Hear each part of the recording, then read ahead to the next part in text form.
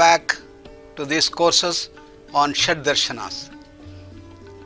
The 6 systems of philosophy in our country opened up the knowledge base to greater and greater depths. Starting with Nyaya, we dealt with Nyaya and Vaisheshika. Next we have the Sankhya, Yoga, Puramimamsa and Uttaramimamsa. In this course, we take up the Sankhya. And Sankhya was developed by the great Maharshi Kapila Muni. He is the founder of this Sankhya philosophy. Anthony Warder in 2009 investigated the possible historical origin and he puts it around 500 BC. And Kapila Muni wrote the essence of all this in Sankhya Karika, and it is dated around 200 or 350 to 450 I mentioned. And there is also the other texts of the Sankhya, and the renewed interest helped them to write this new dimension. What are the features of the Sankhya? According to Sankhya, there are 2 things, Purusha and the Prakriti. In a sense, the body and the soul. In another sense, matter and the spirit. And therefore, Sankhya is a dualistic philosophy. And this is where the spirit-matter dualism came into picture. And the subject matter deals with the birth, death and the salvation, the bondage and the release, the faults that lead to the bondage, the knowledge, the right knowledge that leads us to the release or the emancipation. Sankhya brings about the essential features of Purusha and Prakriti. What are the characteristics of Prakriti and the Purusha has been described in great detail. Purusha is pure consciousness. It is existence alone, whereas Prakriti is the one that is active. In a sense, the active phase, the manifested form, the kinetic form and the pure unchanging aspect. Purusha is the unchanging reality. It is all pervasive, it is eternal, unchanging. Whereas the Prakriti is the one that goes on changing and changing and changing. And Purusha is the knower and the Prakriti is the known in a sense. The knower is the subject and the known is the Prakriti.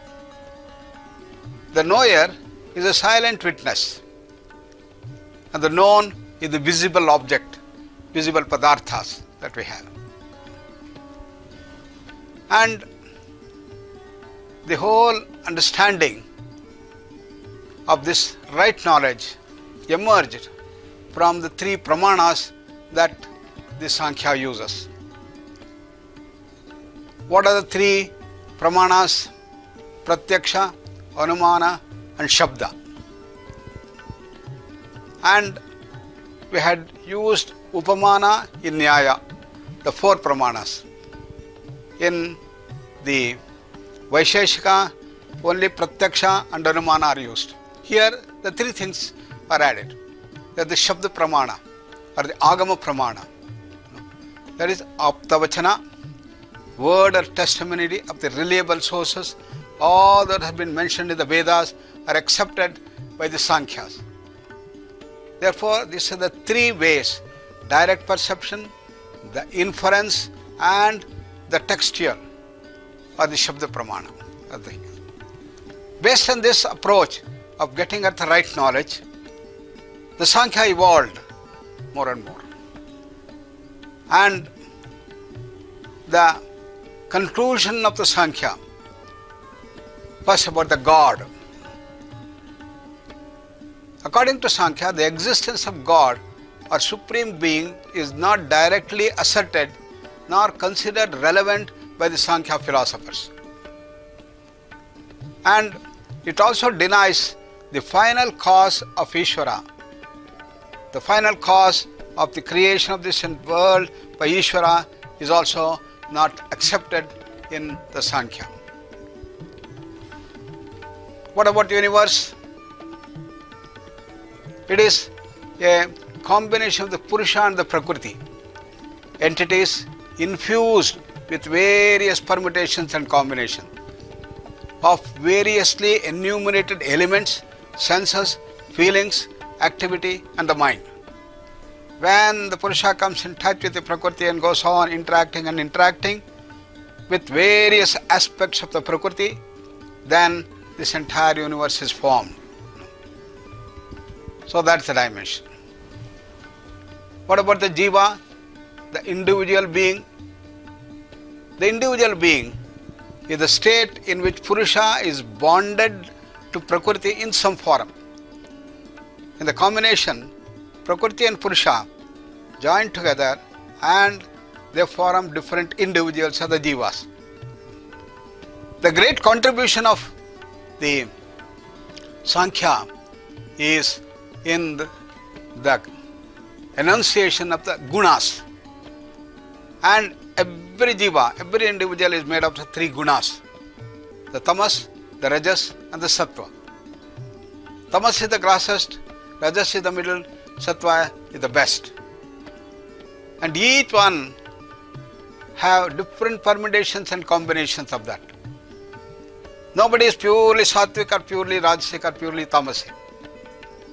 We all have all the three gunas, but there could be different percentages of that. Fortunately today, in modern science and psychology, we have got the methods by which we can measure, and with a suitable inventory, called the Vedic personality inventory, we will be able to tell how much of rajas is there, how much sattva is there, how much tamas is there. Percentage, maybe 40% tamas, 40% rajas, 20% sattva. We can measure. That is the beauty of modern science, the modern psychology and the inventories that we have started developing compared to the ancient times. At that time we didn't have those measures. Therefore, the concept of the individual being is the combination of Prakriti with the Purusha, and that in various forms. Now, the idea of evolution in Sankhya revolves around the interaction of the Prakriti and the Purusha.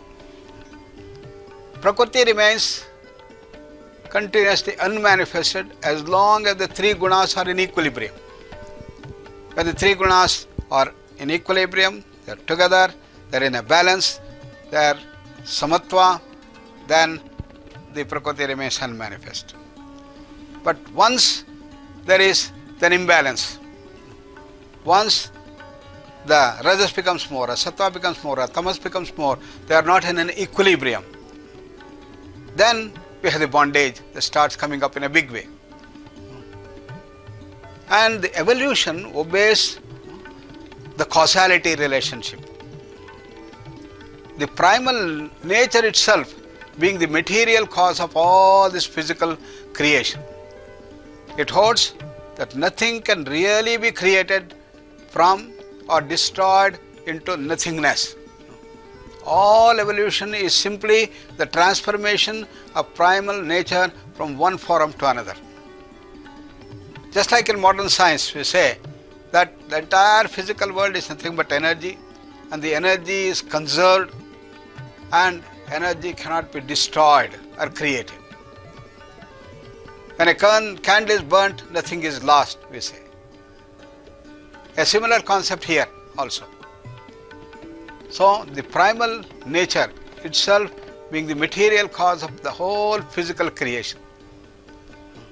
Nothing can be created from or destroyed from the other things. That is the evolution concept. The intellect is the first evolute of the Prakriti and is called as the Mahat, or the Great One. This causes the evolution of the ego sense or the self-consciousness. Intelligence is the one which has the freedom to go this way or go this way or go this way. Kartum, akartum, anitha kartum shaktaha, as it said. We all have that freedom, and that's called intelligence. If this doesn't work, okay, we'll try something else. That's the creative dimension human. It is this intelligence that makes the evolution possible, and it is the one that promotes either evolution or deterioration. We have got the freedom either to evolve ourselves and go to the highest heights of liberation, or we have the freedom to go and get more and more bound and go to the other end of the spectrum. Therefore, it is this intelligence called the Mahat, or the Great One, which is used.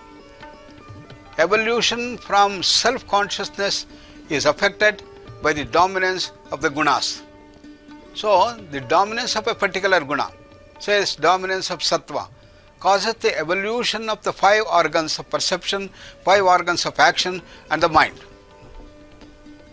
Therefore, it is the development of the gunas, that is development of the sattva, reduction of the rajas, reduction of the tamas, that makes the evolution to take us in the right direction. If on the other hand, sattva reduces, rajas increases, tamas increases, we are in the other direction of the evolution, becoming slaves to ourselves.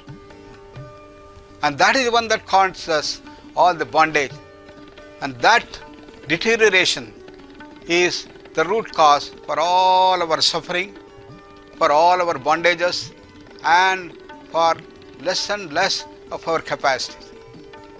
So during the phase of imbalance, one or more constituents overwhelm the others, creating a form of bondage, particularly of the mind.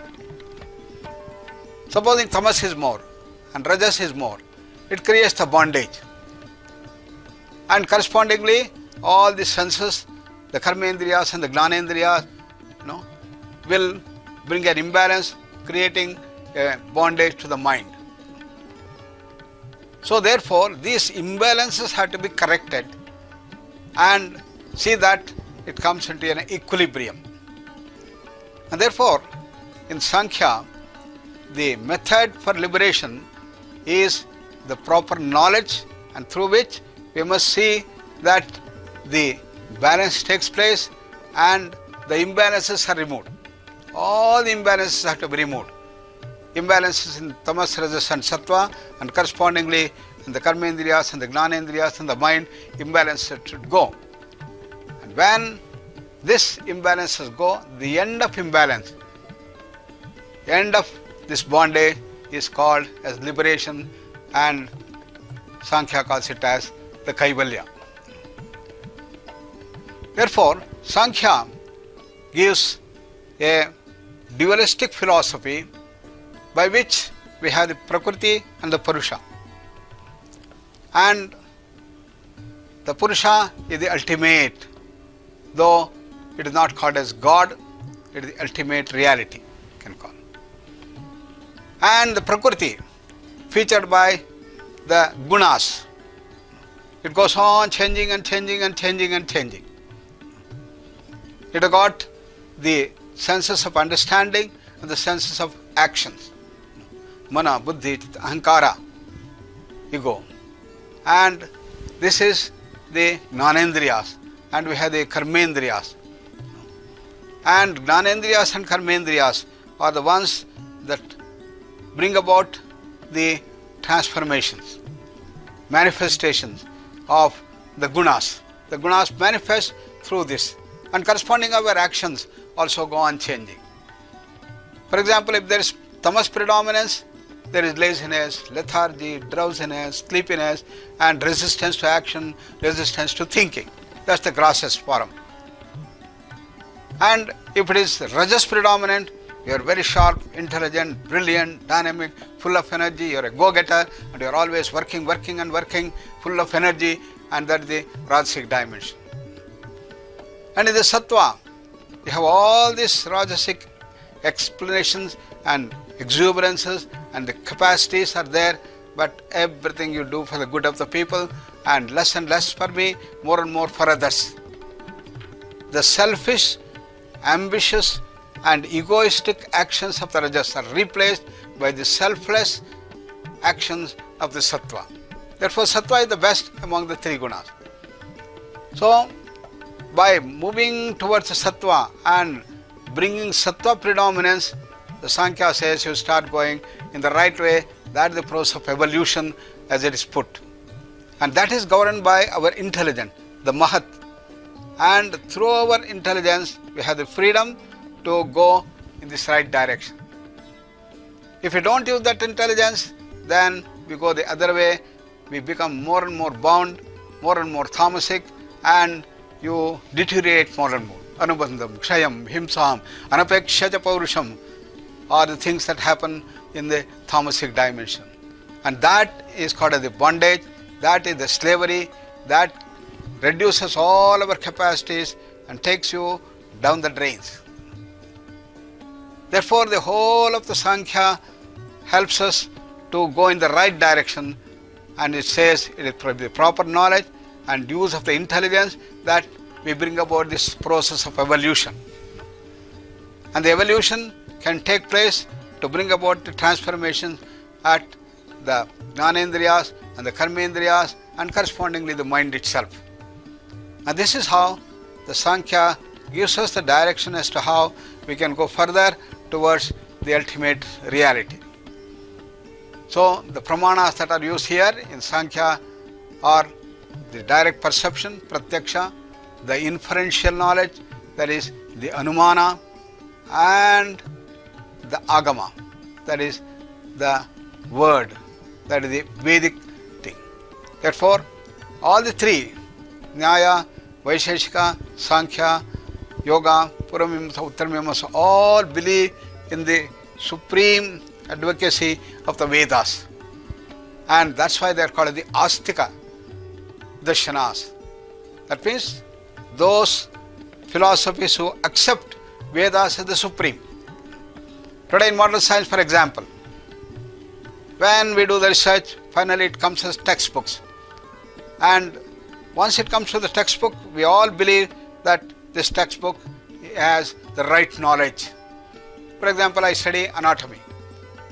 And today Gray's Anatomy is a wonderful text. And we know that all that has been written in the Gray's Anatomy is real. Because this knowledge has been the summary of amount of research, large amount of research that have been done, they have been put forth and brought out the textbook. Not one simple research, but many researchers, and done in the multicentric trials in various places by various people, repeated again and again. And once you get this inference, that comes as a textbook. Therefore, textbooks are the authorities in understanding the system.